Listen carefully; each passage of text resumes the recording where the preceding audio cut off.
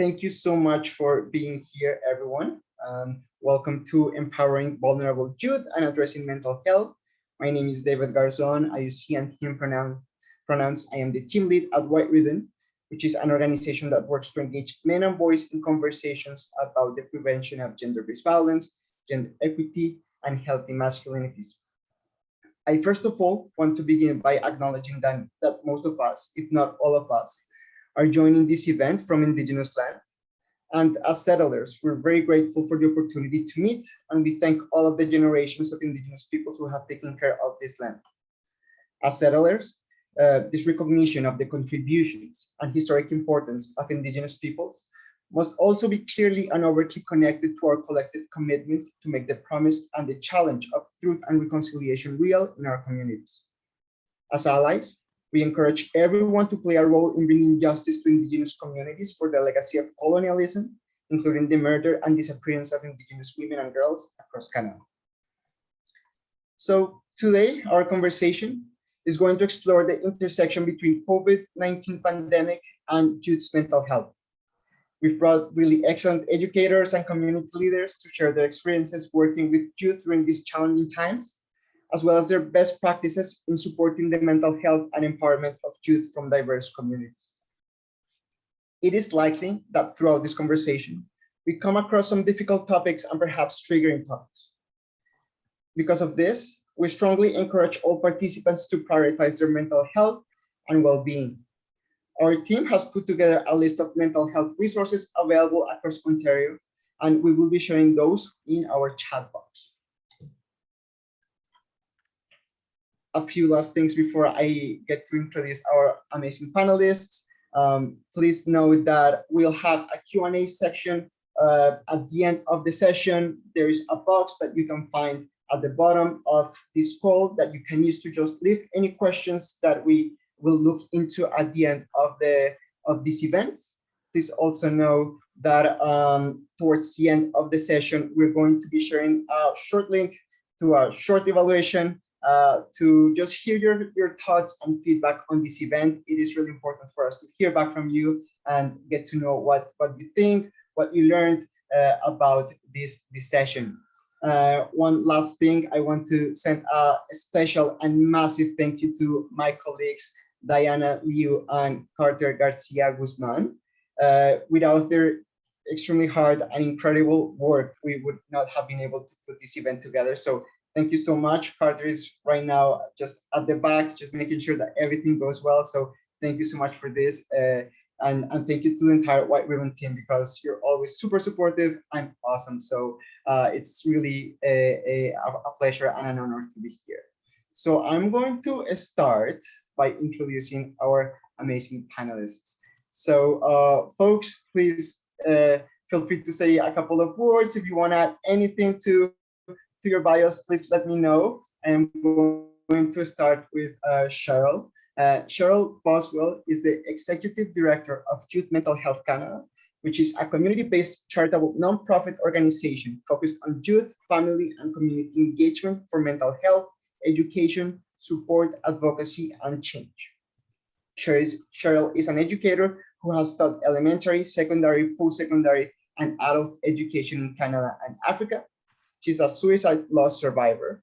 The Youth Mental Health Canada has been instrumental in making provincial and national change in education to support students with mental health disabilities.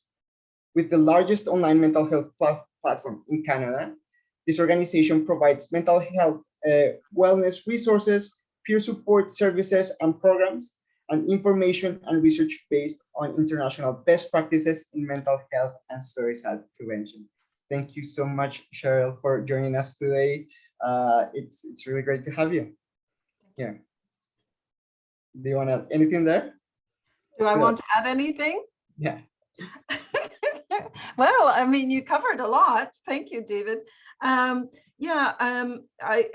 you mentioned, you said that Youth Mental Health Canada is a community-based charitable nonprofit organization.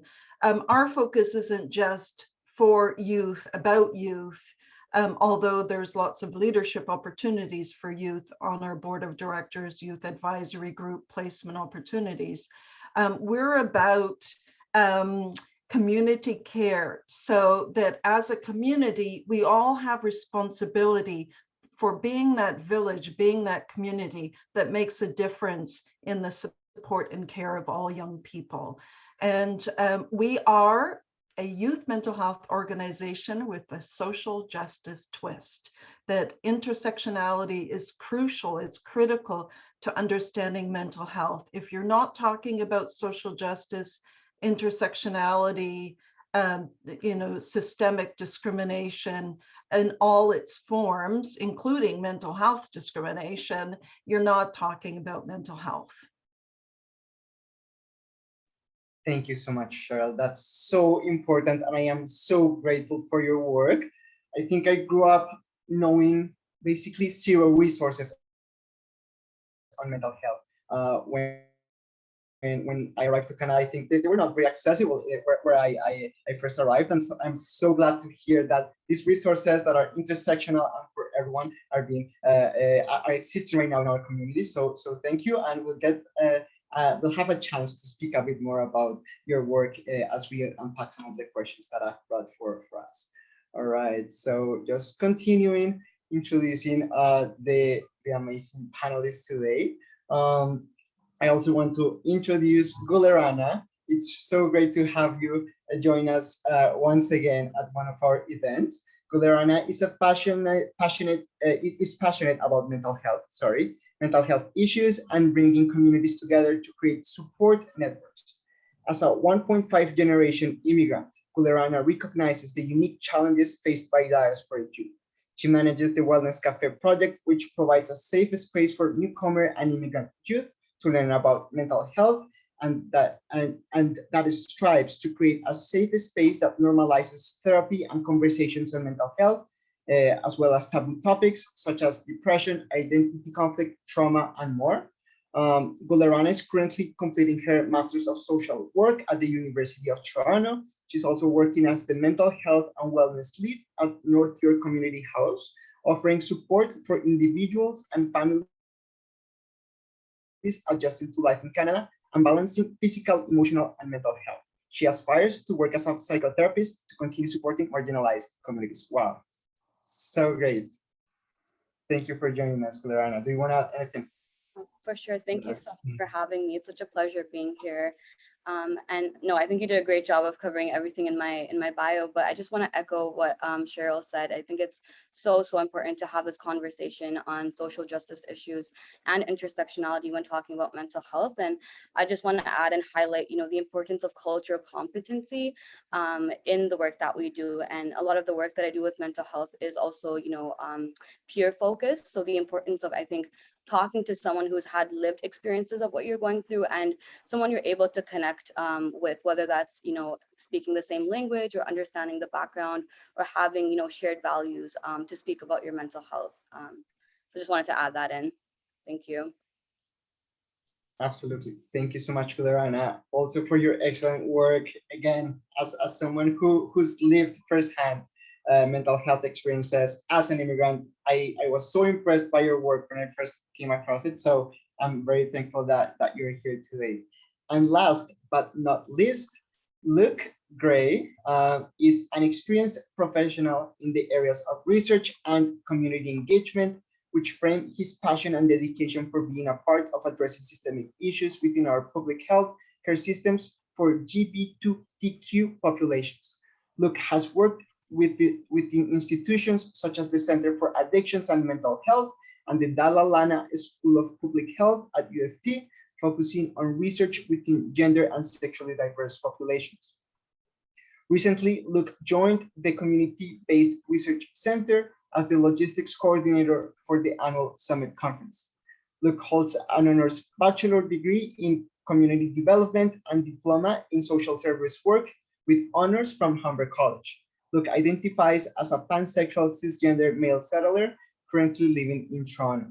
As part of his MASH COVID, Luke seeks to better understand the characteristics of gender and sexually diverse youth who are facing barriers to access mental health and substance use care services in the context of the COVID-19 pandemic.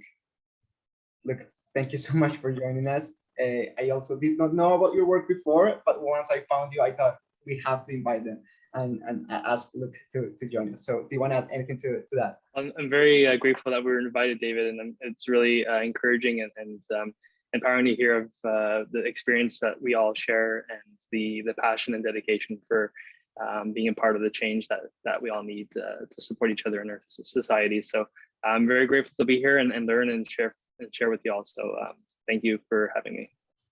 Absolutely. Thank you so much, Luke. And I also want to say that we had a fourth panelist, Jordan Crawford from Albion Neighborhood Services. Unfortunately, Jordan was not able to join us today, but please still look up Albion Neighborhood Services. They've been a partner to White Ribbon for a while now, and they're doing really excellent work. And Jordan, if you're watching this, please know that we look forward to working together again. You're doing such amazing work. All right, so I am going to get us started with our conversation. So I have a couple of questions that I have prepared for us to unpack all issues on mental health, youth, and so on. So I first want to focus on the experiences of youth and mental health during COVID and some of the best practices that we have been implementing to support youth through these challenging times. So I'm wondering if you could share what's the impact of COVID-19 on youth's mental health? What specific practices and resources have you used when supporting youth during these challenging times? So I really want to just open the floor to anyone and feel free to just get us started.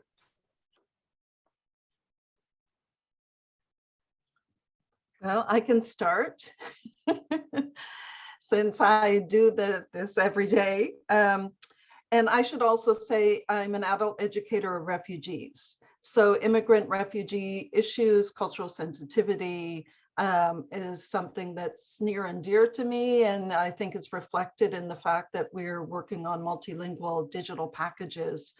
And I've been working on that for the last 3 years. So they're on our website now. So that's really important. So some of the biggest challenges during COVID for young people, for students, there hasn't been a coordinated, consistent, proactive response to looking at the kind of challenges that COVID has really given to young people. And we're dealing with 3 public health crises. So we already had 2 public health crises before COVID, the public health crisis of mental health, youth mental health, and of suicide. In Canada, we have approximately 446 young people aged 10 to 24 years old every year who die by suicide from every region and background in Canada. Canada has the 3rd highest youth suicide rate in the industrialized world, 3rd highest.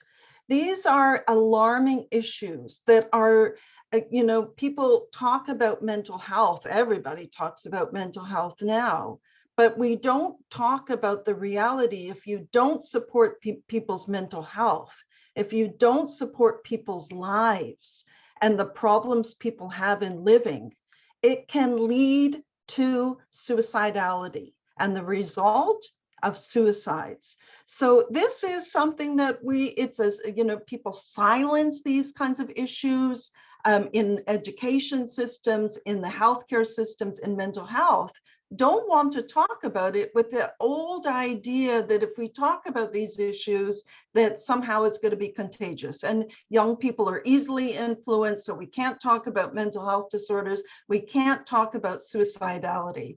So for that reason, looking at the cultural norms in Canada, I talk about problems in living.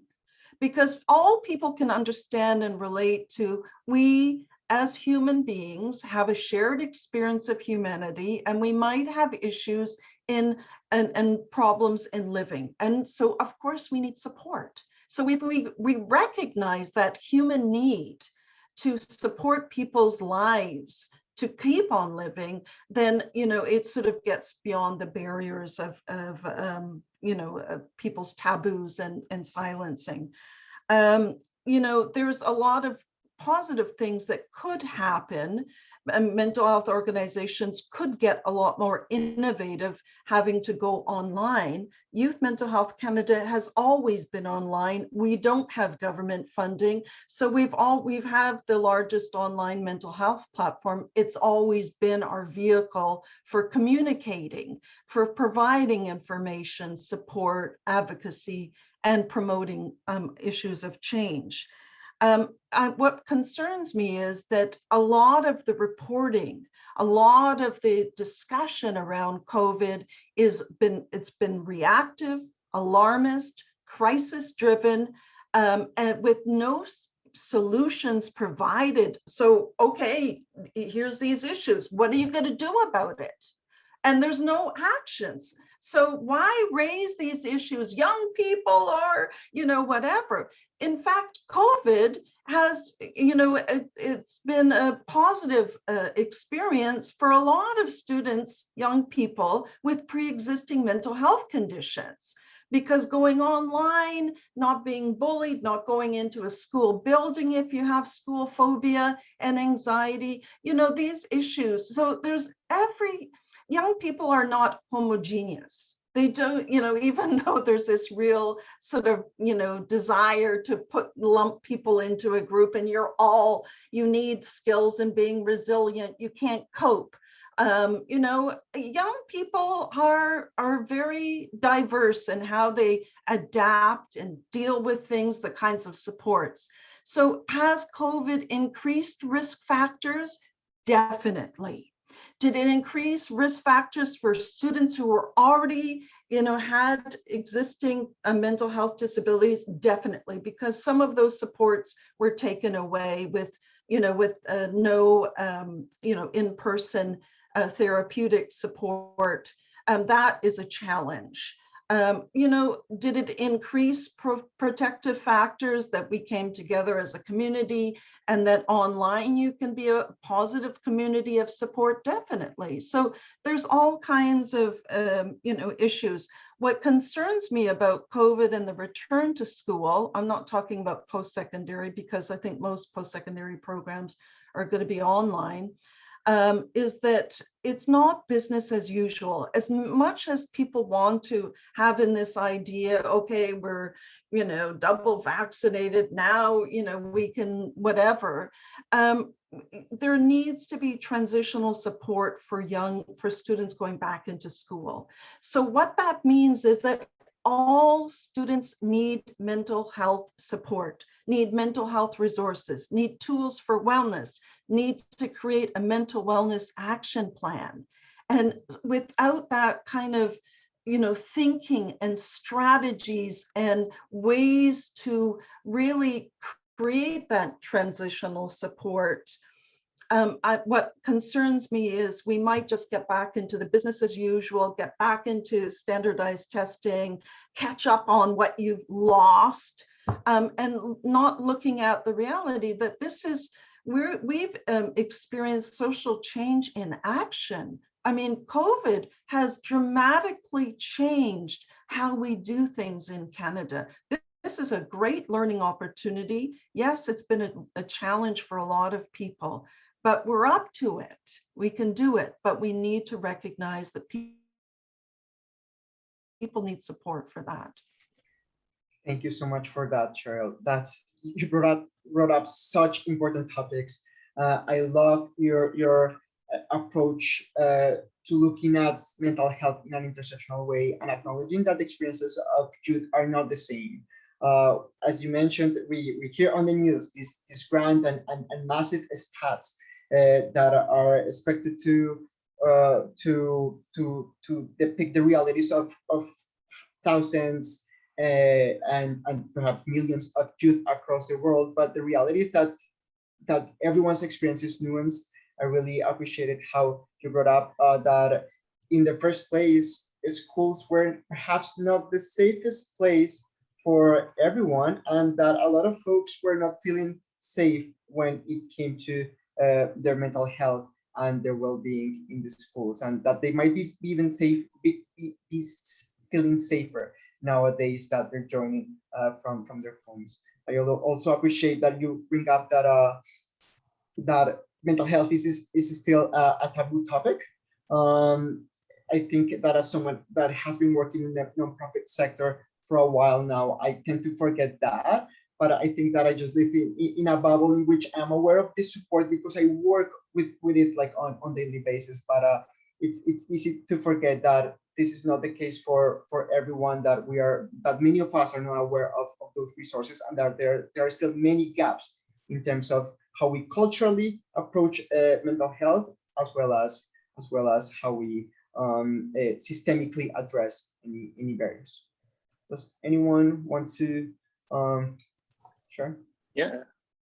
I really appreciate the points that were brought up, and a number one that definitely caught my eye, or maybe reflect further, is the range of opportunities that we have in terms of solutions to support young people, to support youth.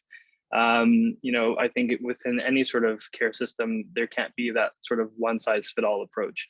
And we can put out there's with the information that we have in terms of what the realities are of the impacts of COVID, we have this opportunity to try and do things differently. And then the question is, are we going to take that opportunity, and who should be pushing things forward? Through a lot of the work that I've been doing, I've been very much reminded that youth and young people are the ones who are passionate and really connect with pushing these solutions that they have thought of. Like, they know what they need, and I think it's an important reminder that youth need to be involved in the process of developing new care systems, new programming, new treatment models, involving the individual who will be impacted by whatever care will be put out there. So I think from the work that I've been doing is we need to ensure that the communities or the populations who are involved, or at the end of it, impacted by the results of what is put out there, that they're involved from the beginning of the process. And so that sort of community approach to planning and programming, I think, needs to really be out there. Through our research that we've been doing, we brought in 33 young people and said, hey, like, tell us about your experiences. And and one of the biggest things they told us is what was offered to me didn't work for me. And because there were sort of systemic issues within ages, if a certain young person can't make decisions for themselves that are for the betterment of their wellness, and because, for example, their identity does not, they're not supported by their family, who are the people that are making decisions for them on their behalf, it doesn't match with the needs of that individual. And there becomes sort of this issue of, how does one individual get the care that they need when there are not even systemic issues, but parental and family challenges that block them from even getting that. So we've learned that there's so many ranges of barriers based on the locations of each individual, whether it's their level of access, whether it's information. Like, there are so many amazing programs and tools out there. And then there's an issue of awareness of those. People aren't able to get access to those because of there's that gap in awareness. But then there's also the issue of once people find out about these programs or these support, whether it's peer support or whether it's more formalized care, there's always this wait time or this delay in receiving the care. And I think a lot of the issues come down to, oh my gosh, now I'm here, and then you have to wait again. So there's issues within awareness, there's issues within being able to access the service once you're there, and issues between just sort of validating the experiences, whether it's about any sort of cultural identity or cultural affirming care in that process. So there's so many issues to talk about. I think we need to really refocus on listening to the people who are being impacted by these issues and bring them to the table to be part of the discussions. Absolutely. Thank you so much for that, Luke. And I think, please. So sorry to cut in, but we had somebody ask something in the chat. I believe that it is to those interested in contributing to a diverse youth mental health action plan, is there an email list we can join? From Karina Jonit. Also, to the attendees, it would be better to use the Q&A so that the panelists can directly address your questions. But yes, I just wanted to point out that that was something that came up in the chat. Thank you so much, Carter. Definitely. So let me just go up to that question. So if there was a list of, uh, of resources or anywhere where people could sign up in order to create that action plan or learn more about creating those action plans. Is that right? So I think maybe this is a bit connected to what Sheryl was saying. Sheryl, if there is any insight about that. So what you're asking about is what kind of actions that we're looking for? I believe that the question is to anyone that's interested in contributing to a youth mental health action plan, to contributing to it. Is there an email list that they can join? Maybe also if there's any resources or ways to connect in order to be part of that process, is the Okay. question. Sure. Okay. Well, if somebody asked that in the other system that you have, I forget what it's, the chat, or I don't know, something else.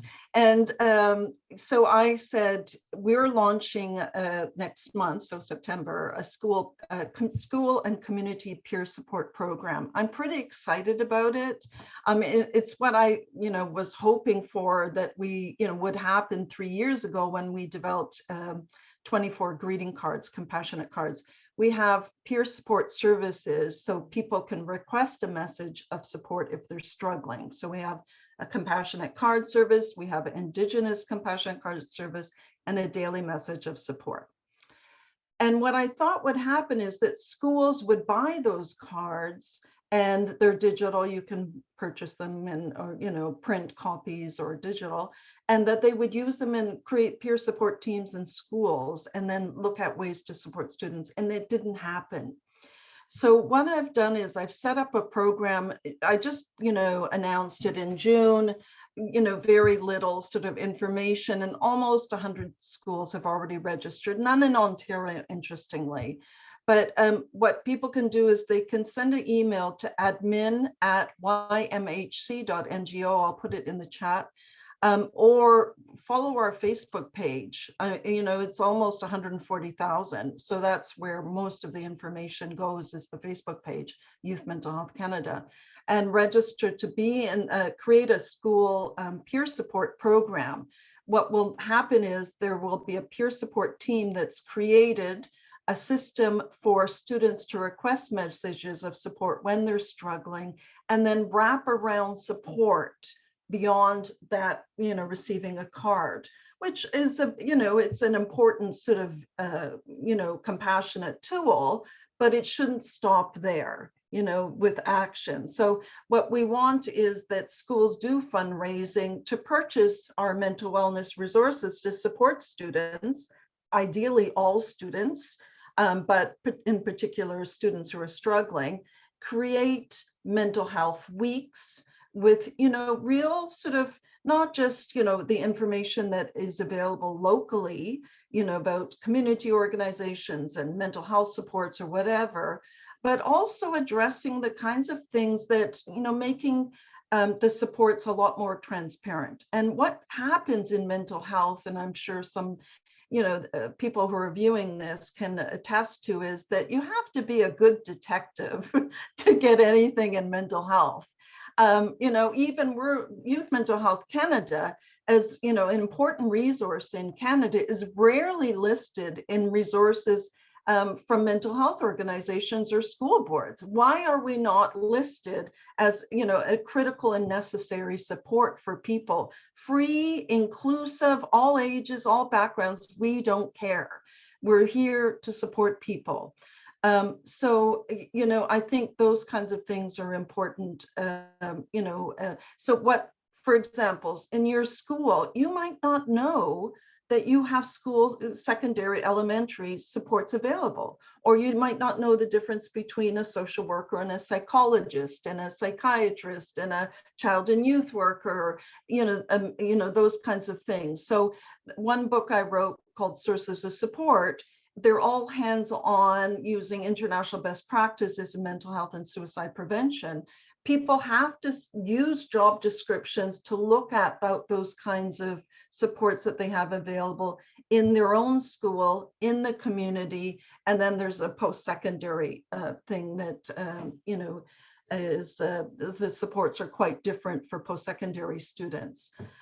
So I think making information a lot more transparent, really decreasing that kind of detective work that is involved in mental health. Thank you so much for that, Sheryl. That's really important, and I think also towards the end of the session we can share links and more resources in case those are pending. So thanks a lot for that. Something that I wanted to just emphasize briefly based on Luke's comments was this idea of supportive care, because I think that's something that you brought up that is extremely important. Is perhaps like the other side of the coin. We spoke about some youth who don't feel supported or safe at school, but you were also speaking out some youth who might not feel like they have enough request their support finding and assess that networks of support in at their own households. So I was wondering, can you please expand a bit on this idea of supportive care?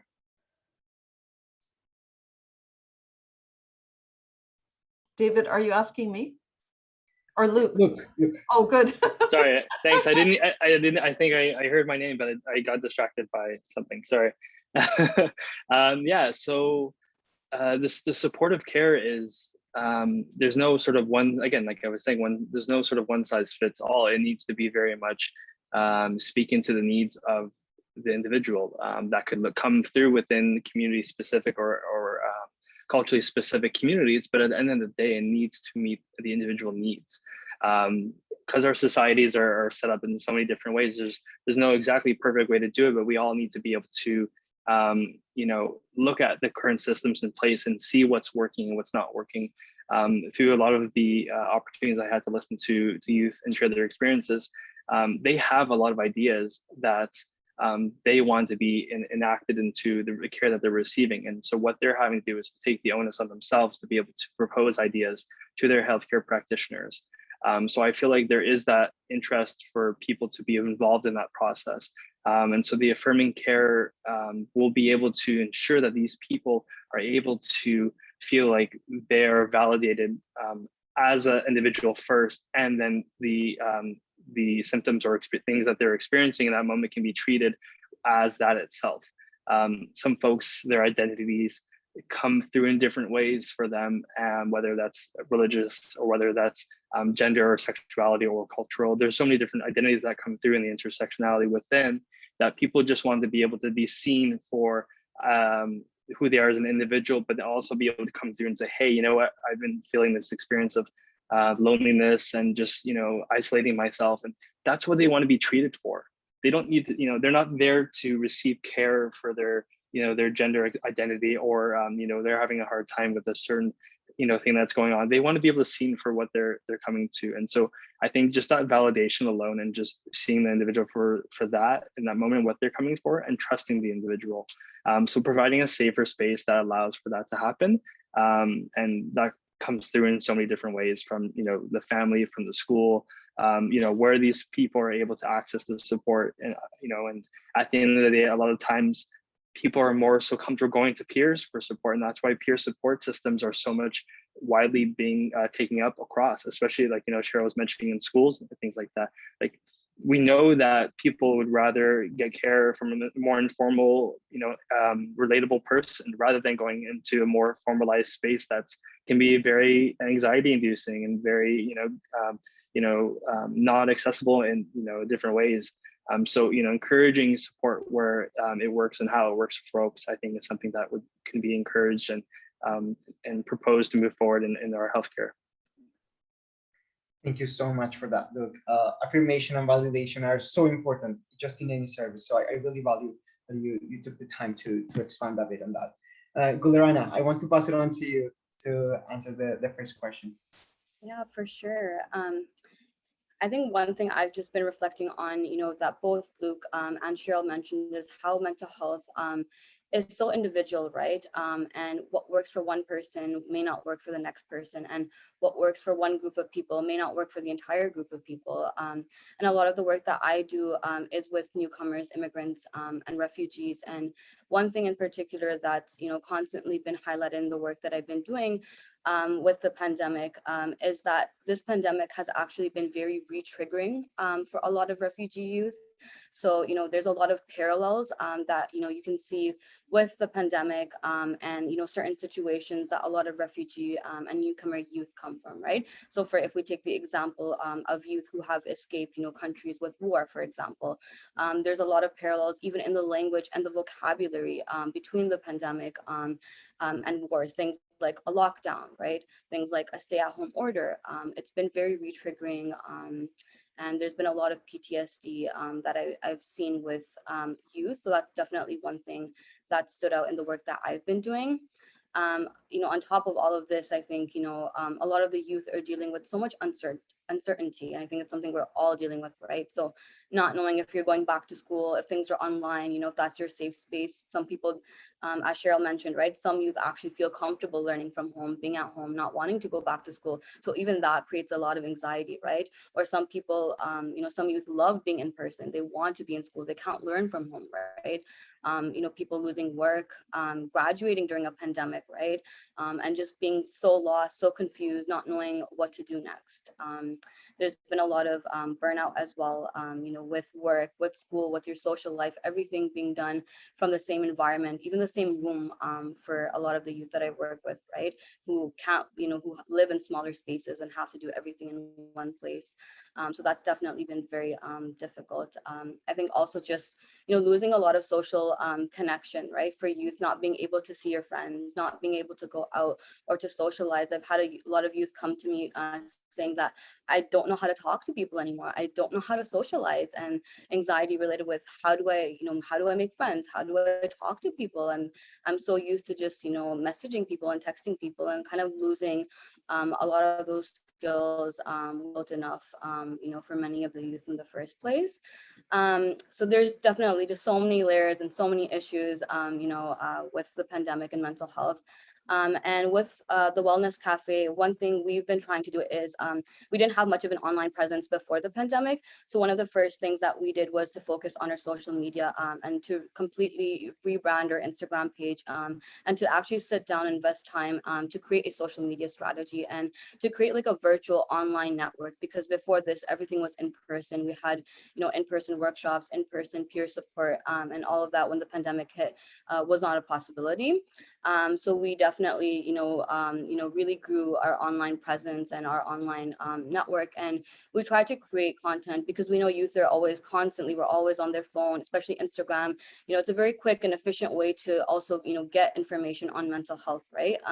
So we created a lot of, social media content on our Instagram page on topics that, are related to the pandemic, right? So how to exercise in isolation, how to get online support, sharing apps like for mindfulness, self-care, things like that are very like easily accessible for youth to get. We're also kind of working on offering virtual workshops. So we're actually going to have our first virtual workshops this month, actually in September, next month in September. So we'll have more information on that on our Instagram page. In terms of the work that I do with North York Community House, so we are offering one-on-one, counseling for youth and virtual support.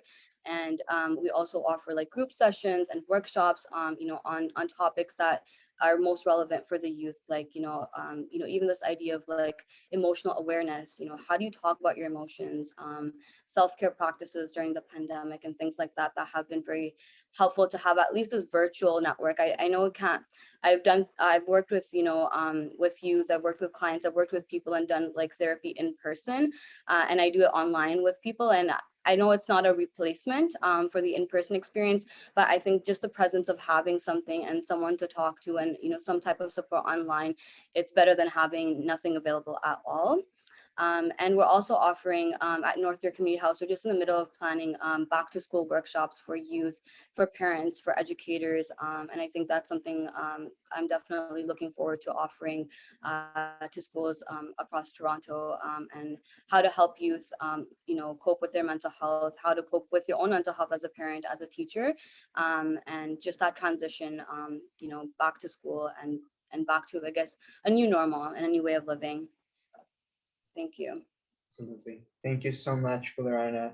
And I have to say that I first learned about your work through your Instagram account, and it was fantastic to find such an amazing resource. I think a lot of us struggle finding the right resource or the right therapist and or someone to talk to. And I find that social media has been so great at finding content that is actually relatable and meaningful through storytelling. And I think a lot of really great folks are doing an excellent job at creating content that can relate to different experiences. So I really value your work. All right, so being mindful of time, I really want to move on to our next topic. So you told us about what's happening with youth, the experiences that they're going through that are diverse, that are infinite, that are sometimes perhaps positive, many times negative. I want to move on to speaking about some recommendations that we could give to parents, educators, or just any ally to youth who are facing situations of mental health. So we acknowledge that starting these conversations is not always easy, that as Sheryl mentioned, sometimes it is taboo. So I want to hear some recommendations from you to anyone wanting to support youth on how to start these conversations. Is the question directed at me? To everyone. This is for all of you. Okay. So how do we start these conversations with you? Luke, would you say something?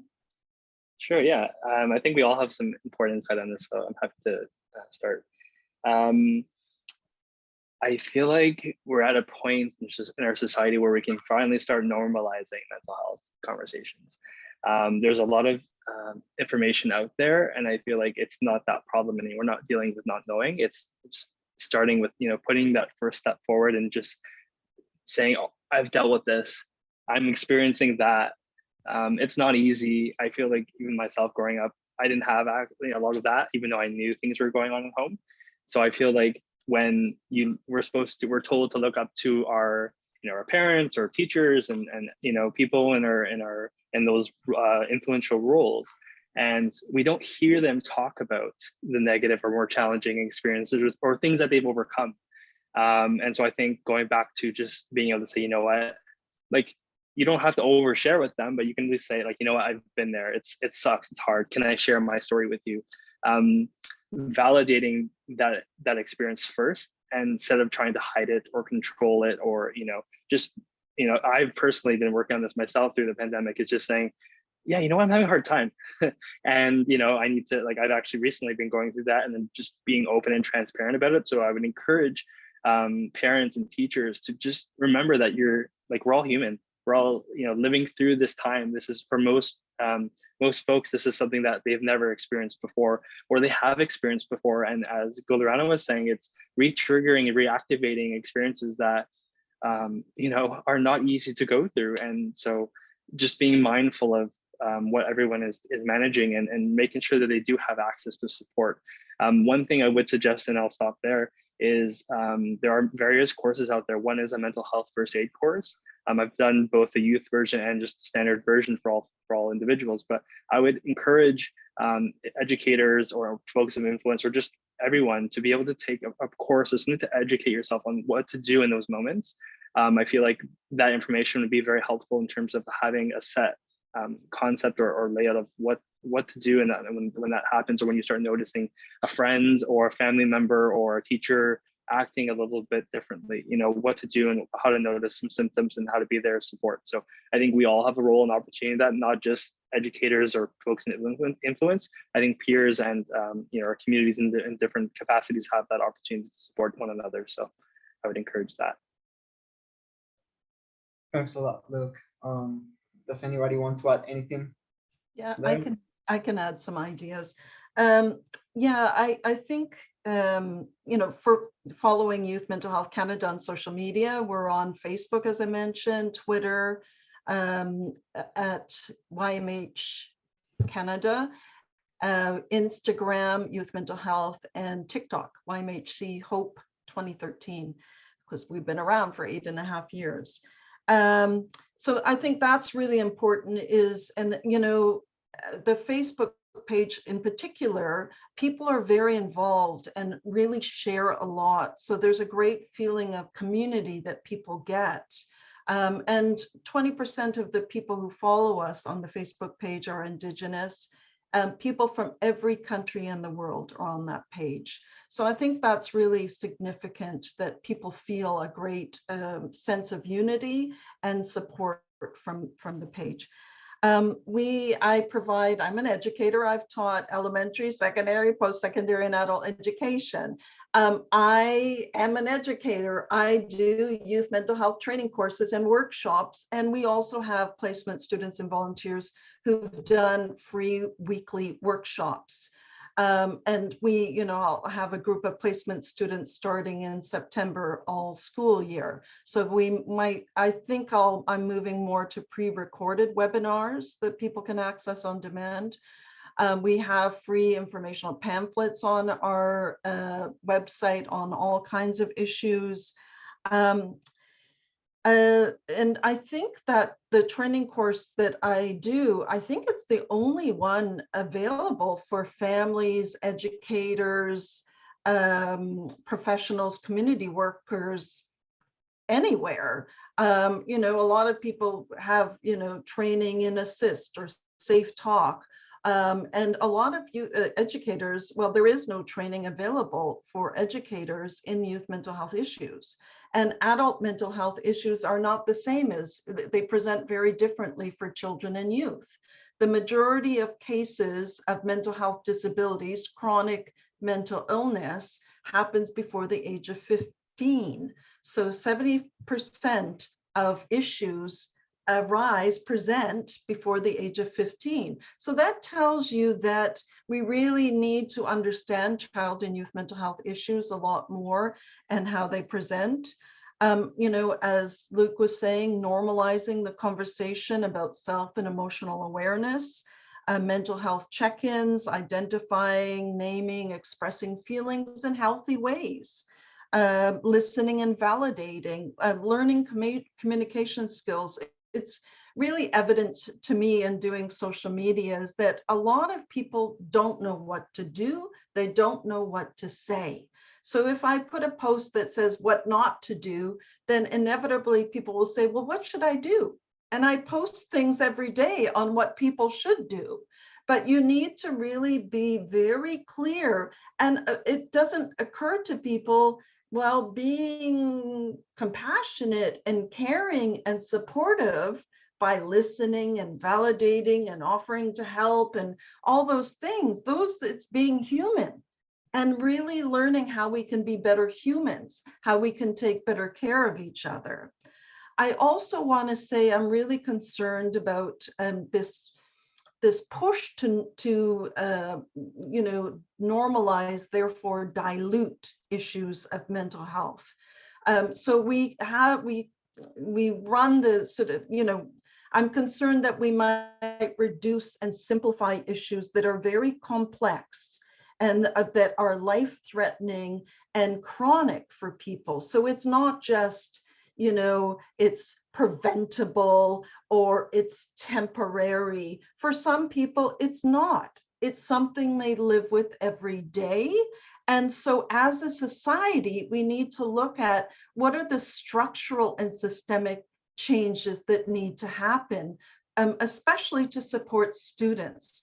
And it shouldn't fall on families to make that kind of systemic change that's necessary, making those kind of huge sacrifices on the backs of families. Majority of Canadians do not have privilege. That means the majority of Canadians require publicly funded supports that need to be individualized. So what one student needs is very different from another student in order to access and manage an education. The students that most concern me are the students who are not able to access an education. So out of sight, out of mind, aren't actively participating in getting an education. I'm talking elementary or secondary, and there's not the supports in place.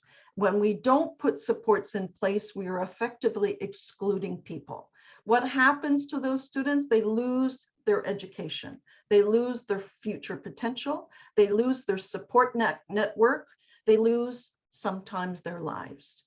Okay, so what if we don't look at that reality internationally? We don't have what the legislation, the research in Canada. I mean, Youth Mental Health Canada is doing the research on it, but it's not published yet. And we don't have the publicly funded educational accommodations that are required and that are in other countries. So if we don't look at that significant group of students who are just losing, being pushed out of the public education system because we're not supporting them, then, so I think that's a huge issue and a huge area of concern for me and something we need to do a lot more about. Absolutely. Thank you so much, Sheryl. Rana, do you want to add anything to this question? Yeah, for sure. I'll just add one thing. I think with, starting conversations on mental health, it's already not easy. There's been a lot of stigma and like different layers of stigma, right? When I first started mental health work like 6 years ago, I myself didn't even know what mental health was. And now, who knew, like 6 years later, after a whole pandemic, finally people would start having, conversations on mental health. Of course, we're still not at the level where I think we should be, and we're working towards that, and hopefully we get there one day. But definitely, even just the span of like 5 to 6 years, I've seen so much growth.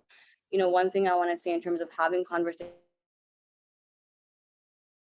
on mental health, it's okay to start small. The Wellness Cafe even use the word mental health for years. We didn't, tell people that you're coming to mental health workshops or, we're doing mental health work, because I had to be very sensitive to the population and the community I was working with, which was newcomers and immigrants, and also primarily South Asians. And so there was this like cultural stigma with mental health we were also kind of working with. So that's why we even call our wellness, right? And use terms like wellness or like support. Even now with the I don't introduce myself as the mental health and wellness lead, right? I tell youth, I'm here to support you. I'm here, to talk to you about any life problems that you have. You can think of me as like a life coach, right? And that generally makes you feel a lot more comfortable approaching me and talking to me about a lot of issues, right? Because even with the term mental health, I don't think there's enough education and awareness for you to even understand, what does that mean? What is mental health? What conversations are related to my mental health, right? Yeah. Absolutely. Thank you so much for that, Rana. I think you're cutting off a bit, but I think we still have you. I don't know if folks are experiencing the same, but thank you so much for this. And actually, my next question was, how can parents, educators, allies to youth be proactive at supporting youth's mental health? But I think you answered this question already, just by telling us how to start the conversation, but also how to make it a habit or remain within this conversation, not just start it. I heard from Luke that it's important to be vulnerable, not present ourselves to young folks as perfect and never had as folks who have never had challenges, but actually being open about that. We also heard from Sheryl that it's important to access resources. There are free resources. We can follow your Instagram accounts. I think you all have fantastic Instagram accounts. You're active on social media with a lot of tips on an ongoing basis for us to access.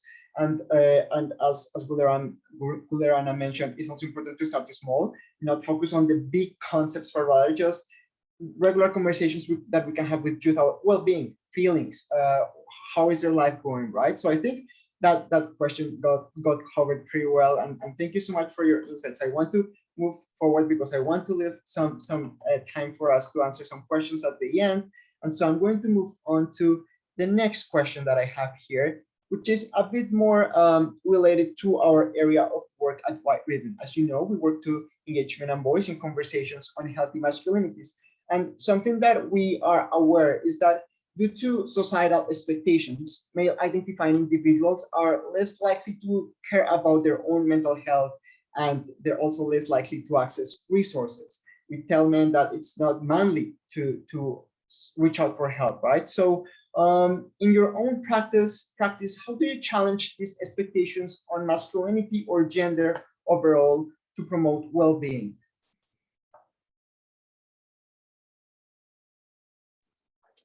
Yeah, this is a great one. I'm personally just very grateful for the work that you folks do on this topic. I think we need more of this within our society, is addressing gender-based expectations or within these social constructs, like really looking and seeing like this doesn't work for us anymore, so let's make a change. So I think a lot of the work that it seems to be coming down to is youth and young adults having the role models and people in their, whether it's in their communities and in their circles, that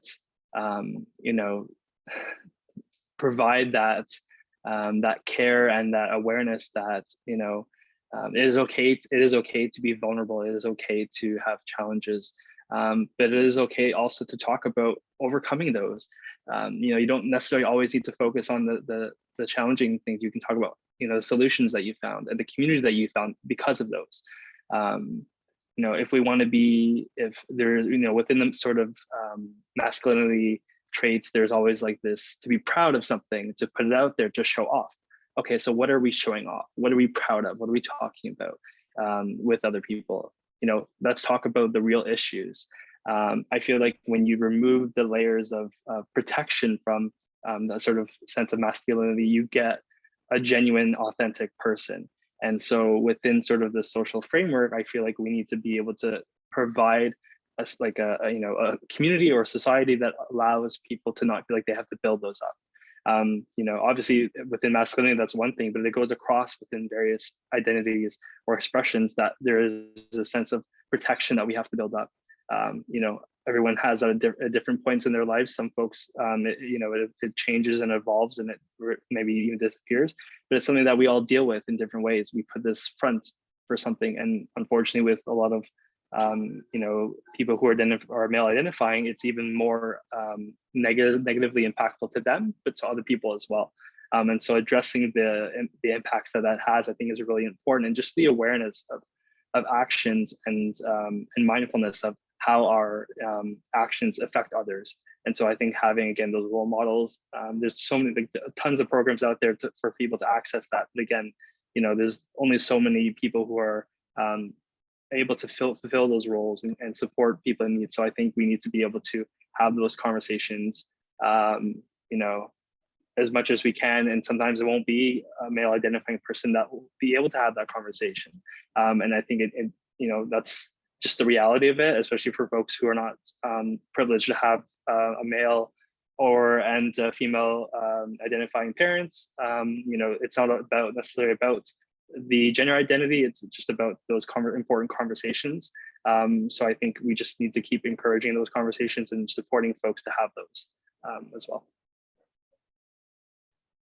Thank you so much. Look, so important, role modeling and finding those folks that we can replicate those actions from, and just being aware that this gender expectation sometimes limits our well-being. Thank you so much. Who wants to add anything there? Who wants to go next? Yeah, I just want to add, to this conversation by saying, I think, one of the ways that, we've tried in the work that I do to kind of, challenge this idea of, what it really means, what masculinity really means, and these expectations around it, I think, is to have these open conversations and to have these open discussions about, what is masculinity, right? What are these expectations? Why do they exist? Like, where do they really come from, right? And really kind of having these conversations to figure out the root cause and where these are stemming from. And, I've done that even recently in a workshop that I was doing with youth. One of the activities we did was to actually brainstorm. We were talking about, emotions, and we really broke it down, like what emotions are okay for men and women to feel, and what's not okay. And a lot of things came up, boys are not allowed to cry. Men have, to be aggressive.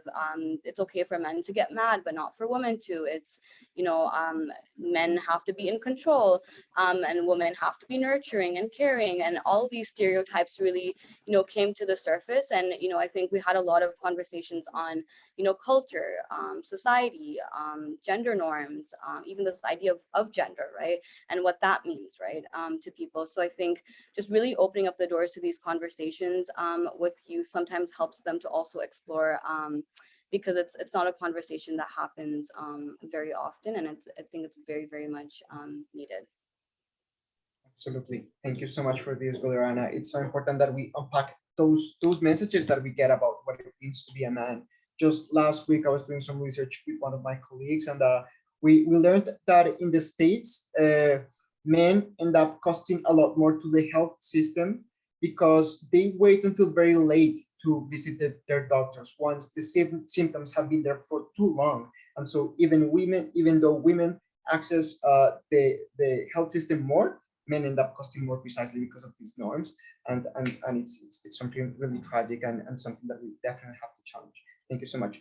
Sheryl, I'm going to pass it on to you. Yes, okay. So just to continue the discussion about from Luke and Gul-e Rana, so I would say creating space for males to contribute to challenge some of the issues in mental health and society, and really sort of providing that kind of space that males feel comfortable in addressing the kinds of issues that impact their lives, not just impact their mental health, but other aspects of their lives. 75% of all suicides are males of all ages from the age of 10 up, 75%.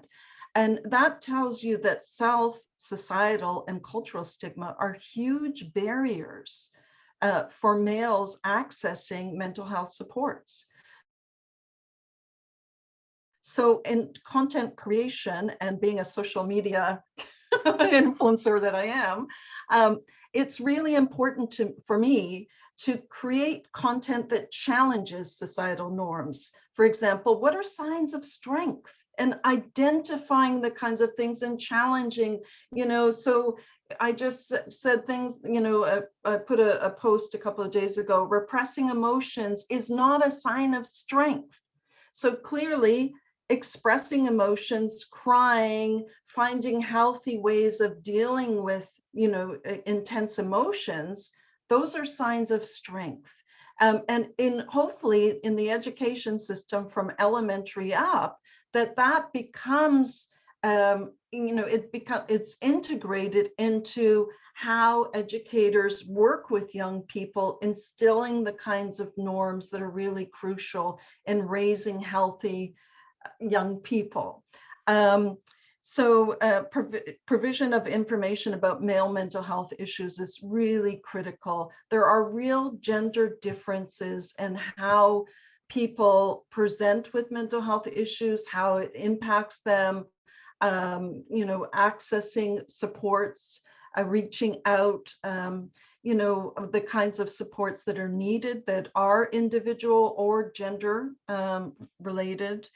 And I work with international suicidologists, so international experts in mental health and suicide prevention on male mental health issues. This is a relatively new area. Youth mental health is a new area. A lot of people have just been talking about it in the last 2 years. It's very different, as I mentioned, from adult mental health. And, I think we need humility in mental health to understand that, no, we don't know. We don't have all the information. Nobody can call themselves an expert because we are continually learning. And that is, that kind of humility and integrity is critical in mental health so that we can learn how to better support each other and create the kind of society where people want to keep living, that we are supporting people's lives and staying in this world that we have today.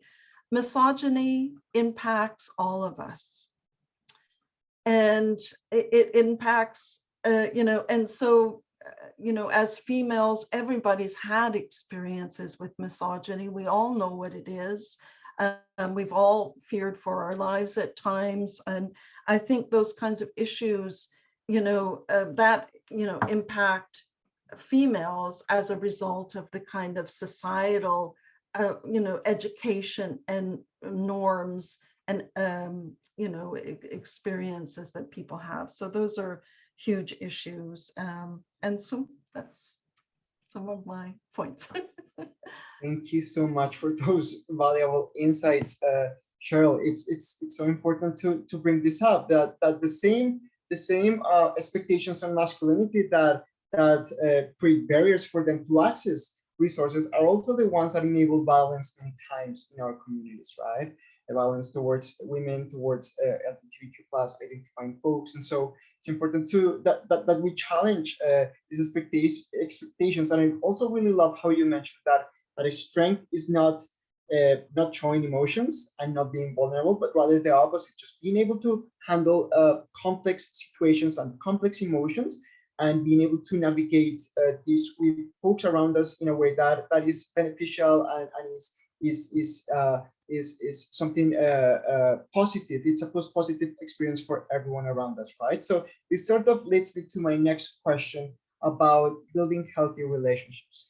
We know that a lot of youth are isolated from their peers. They're isolated from folks their age. We also know that many families have been let's say, requested to stay within the same household by themselves for extended periods of time, working from home, schooling at home, and we've heard that for a lot of folks, this is a new experience. It is a new situation that has been difficult to navigate. So I wanted to hear from you. What recommendation would you give parents, adults that are wanting to support youth in creating healthy relationships and fostering healthy relationship skills with youth during COVID? Yeah, I think it may seem like maybe for folks living in urban areas that this is a new conversation, but this is definitely something that's not new for folks living in rural communities. This is actually an area that we focused on our project recently, and essentially one of the solutions to barriers to care that came through from youth living in rural communities is a peer support, a peer support community, and that's a virtual community, so that people from different areas across the province can be able to connect and find that community. So that's just with the assumption that everyone has access to a basic internet and device. So that's obviously acknowledging that there are folks who are not living with access to that. But for the folks who are able to access internet and have a device, it's being able to connect people with the ways that they want to be connected with. Some folks would like to build relationships that are more social. Some folks want to build relationships based on certain interests, but some people want to go to a space and just be able to talk about something and leave it there. So I think we, Gul-e, Rana, and like Sheryl, you folks have been talking about all these different programs and things that are out there. There's tons of programs out there. It's just figuring out, trying out and seeing what works for people. So I feel like, just each individual needing to take that time to figure out what sort of interests are and just trying things. So being encouraged to try something that maybe you haven't before.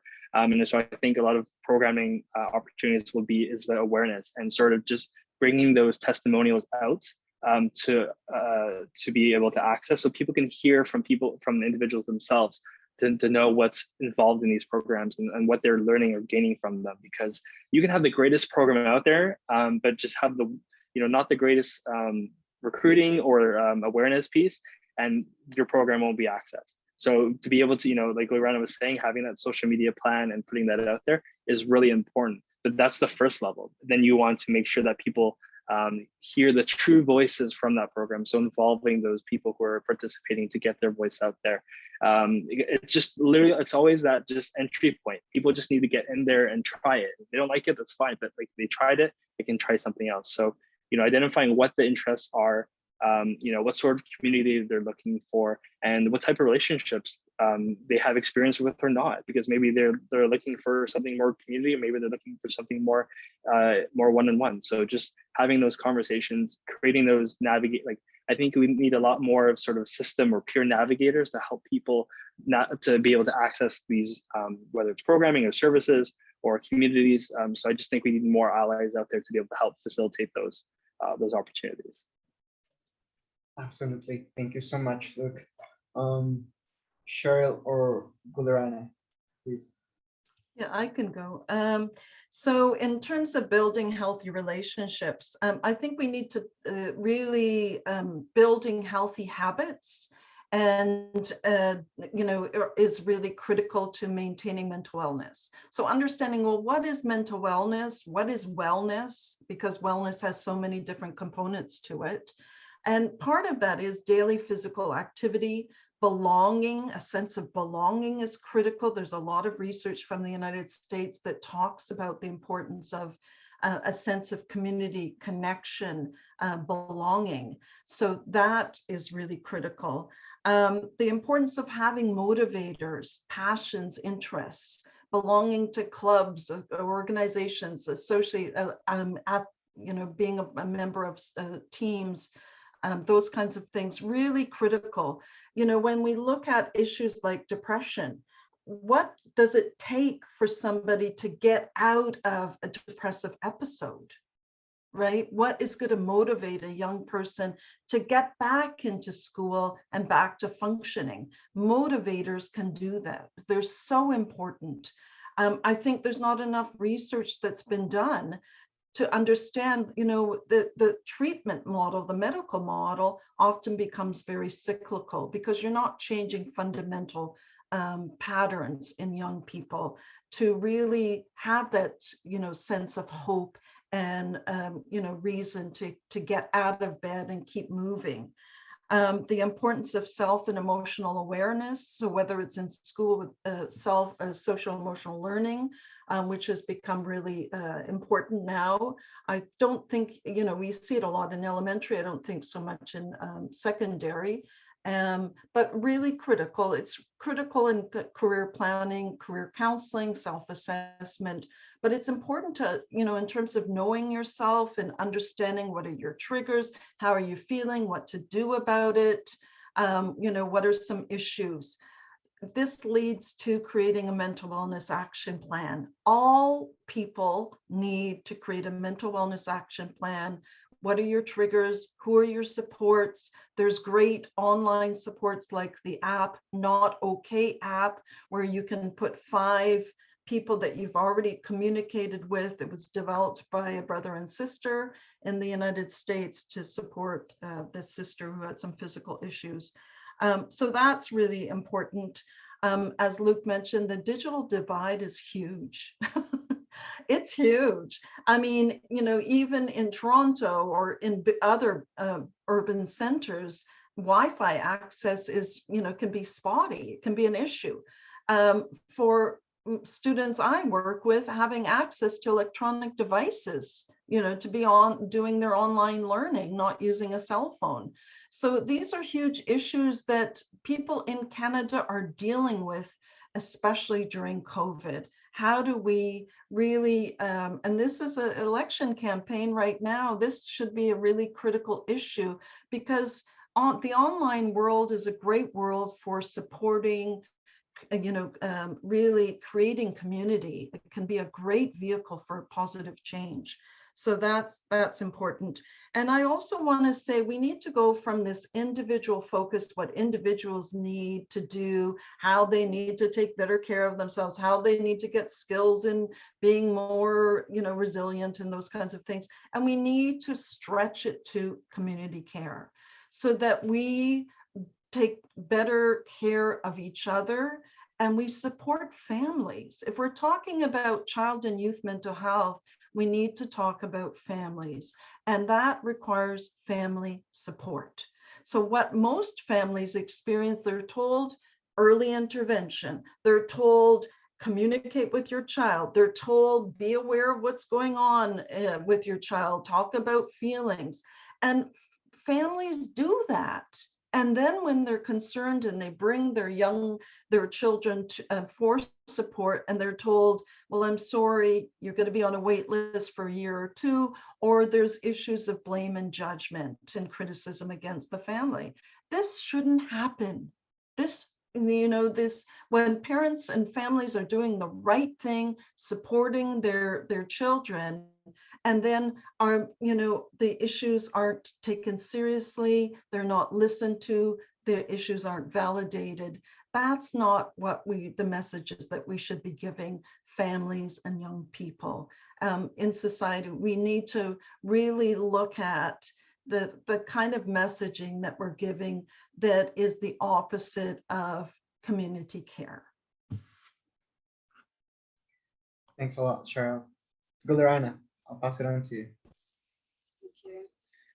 Yeah, I think as you were saying, David, with the pandemic, I think people have either had too much, they're always, around their family or people, they're kind of in the same household, or they're having too little of certain relationships, right? So not being able to see certain family members or their friends, for months. And that was just, kind of, the dynamic of the pandemic, right? And there was not much control we had in that situation, right? But I think there needs to be a balance, right? In order to have healthy relationships, because too much and too little, I think is neither one is, the best sometimes for youth, right? So I think we have to find ways to support youth in building relationships in new ways. So a lot of the times, a lot of the youth that I work with, they tell me that, when they were in school, when they were in person, it was much easier to make friends, or you were friends with people because you were seeing them every single day, you had classes with them, right? But now that, classes are virtual, work is virtual, programming is virtual, for some youth that might actually make them feel more comfortable, right? To make friends, to reach out to people online without that physical presence. But on the other hand, there are some youth who cannot, approach people online or don't know how to, right? Because for most of the time, everything was in person. People were building relationships, and the skills we were taught were how do you communicate, how do you build relationships in person, face to face. So I think really having that support and that education piece of how do you now, make relationships, build relationships, and maintain them, not just in person, but with this new way of living virtually and online through apps, through social media, through technology, right? So I think that piece is really, really important. I think at home, and as Sheryl was saying, I think families play a big, big role in supporting youth in building these healthy relationships, right? And parents. And I think one of the biggest thing is, for parents or, people that youth live with, is to give them that space and to give them that privacy, because I think that's been taken away for a lot of youth who are at home constantly with their family, with people, and especially youth that live with larger families or extended families, and to really give them that freedom to go out, to explore themselves. I think being home, sometimes parents don't realize those boundaries that, my child, just because they're at home doesn't mean that they're not taking their education or their work seriously, right? Just because I'm at home and I have school or I have work from home doesn't mean I'm also available for my family the entire day, right? So kind of establishing those boundaries and having that awareness and giving your child space and not taking it personally, right? Because just because your child is at home or going out or doesn't want to spend all their hours of the days with their family, with their parents, doesn't mean that, we don't love you or your child is, doing something wrong, right? So just, I think being supportive of that as a family is really important. Thank you so much, Rana. Those are really great insights. And yeah, sometimes I remember being young and not really wanting to spend as much time with my family, and that's okay. And always understanding that is key. Thank you so much, everyone, for your great insights. And I am noticing that we're approaching the end of the session. We're very close. I still want to just super briefly cover our very last question. And so I'm going to ask everyone to please, in just one phrase, please, I think this is a great exercise, because if youth are watching, then they'll be able to perhaps just relate to what you're about to say. So you could please, in one sentence, tell us what recommendation or insight would you give in terms of mental health to your younger self, let's say a decade ago, whenever? What would be that single aphorism that you would give yourself? Just briefly. The hardest question, eh? I'd probably say stop rushing. Things will come when they're meant to, and just be you. So, yeah. Thanks so much, Luke.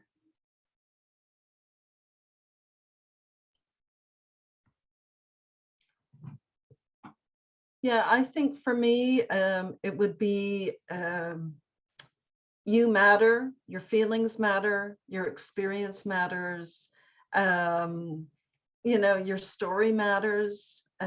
All of those things are part of who you are, and they're all critical. And the other thing for me is that, you know, I really believe that in Canada, we need movements of change. We need to get beyond this individual, so often we're looking for experts, we're looking for speakers to talk about things, but we're not building movements. And I would like to see more of a movement of change where we have, you know, people who've made suicide attempts talking, or suicide loss survivors talking about that, that people who live with mental health challenges and disabilities, guiding and directing the change that's needed. So, I think making a seat at the table, that your experience matters, and we need to see that in action. So, absolutely. Thank you so much, Sheryl. Gul-e.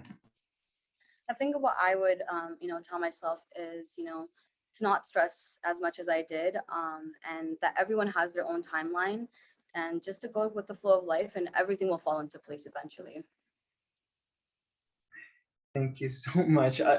Just hearing that those three advices that you just shared, which were short but very powerful, I think back to my youth, and I wish somebody had said those. So thank you so much for this.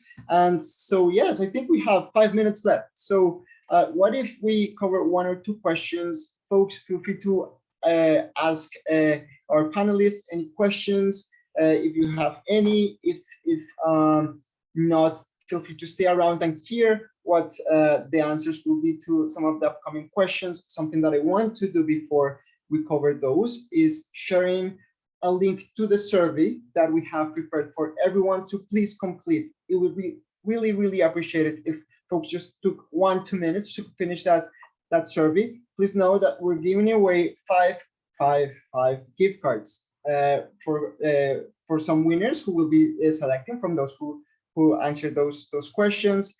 There is a relatively high chance of winning those gift cards. So please help us by completing that survey.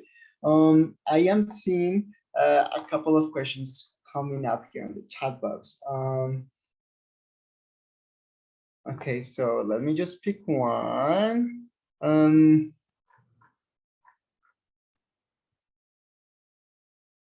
Okay, let me just pick one that is perhaps for everyone.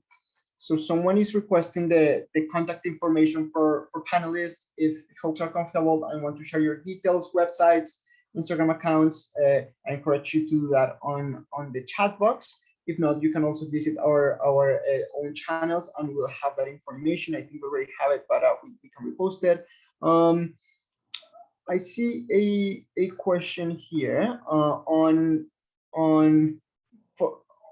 the experiences of mature and part-time students. So someone here says, and it's an anonymous question, with increasingly more mature and part-time students attending university, how can we provide a multi-pronged, I don't know if I know that word, but let me just finish the question. See, how can we provide a multi-pronged or prolonged individual approach for systemic resources without dividing the student body or separating supports into silos?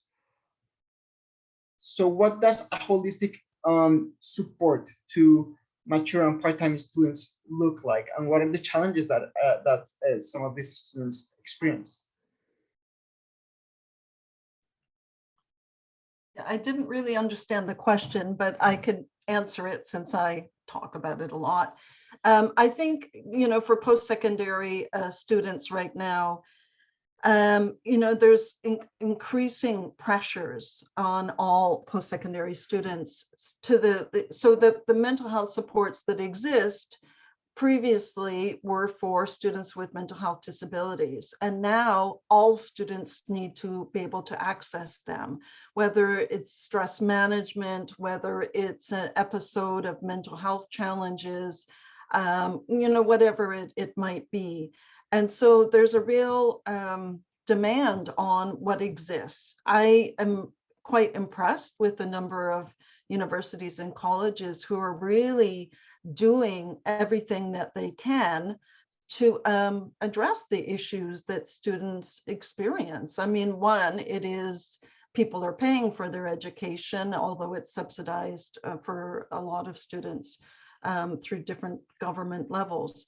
There is funding available to students with permanent disabilities, so with diagnosis, with psych ed assessment, with the documentation from healthcare practitioners from the federal government. So there's funding for services and equipment, which means that those students can have additional supports available to them, which is great. And that takes away some of the pressure on the resources. But I think, my hope is that what is happening in post-secondary will inspire elementary and secondary to really look at more of that needs-based supports that exist in post-secondary. I understand it's challenging in post-secondary, and I mean, we hear at times about suicide clusters at U of T, at Waterloo, at Guelph, at U of Ottawa, but we don't hear about stories of suicide in elementary or secondary schools in Canada. So, there is a reaction when we hear about those, but yeah, a lot more needs to be done because these are issues facing all students in post-secondary institutions. So we can never do enough, and we can never get complacent that we're doing this and that's enough. We need to be doing more. And, we really are looking at supporting students in the best way possible. I just want to speak to the multi-pronged individual approach. Part of conversations I've had with folks is that there's a lot of having to go to one place for one sort of care to go to another place. And that's sort of how our system has been set up for a long time. And what I would hopefully like to see in our, in my lifetime is a more holistic space that addresses a number of different needs, whether it's a physical space, but you're told if you have, you're dealing with a certain mental health disorder, you have to go here. If you're dealing with, if you're navigating sort of your oral health, you have to go here.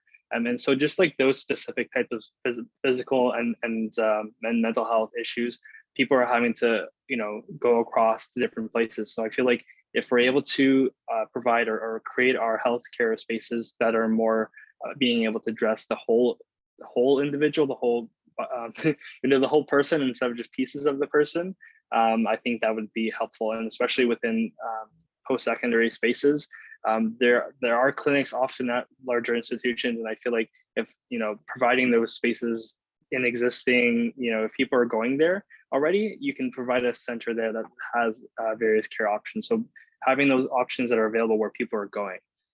And so that could be in rural settings or urban settings, wherever. I think just having those access points would be helpful instead of spreading it out. I hope that helps to answer a little bit. Thanks, Luke. Rana, do you want to add anything?